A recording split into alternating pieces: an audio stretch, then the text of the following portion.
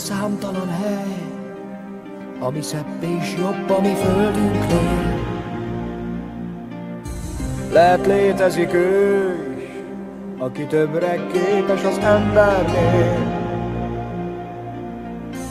Egyszer ismeretlen távolba vágyunk, máskor megriaszt egy álom, hogy a hang, hogy a csend, hogy a fény, hogy a tűz már nem vigyáz egy cseppnyi földre, s el kell mennünk mindörökre. Fényév távolság,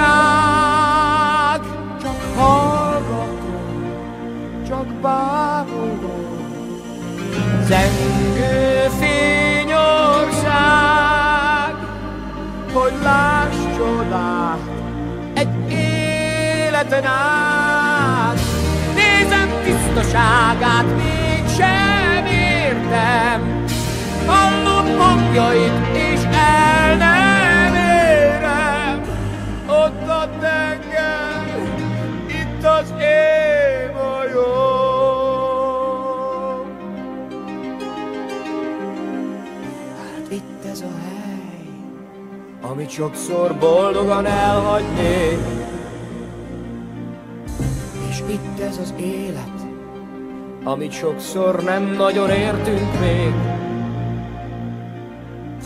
Néha könnyebb lenne elmenekülni, tiszta fénybe merülni, de a jel, ami szól, de a hang, ami hív, még nem mond semmit, meddig érek, s lesz-e út, hogy visszatérjek. Fényév távolság,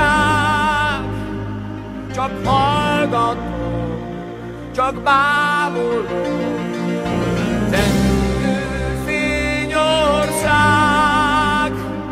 hogy láss csodát életen át. Nézem tisztaságát, mégsem értem, hallom hangjait, és el nem érem. Ott a tenger, itt az én hajóm.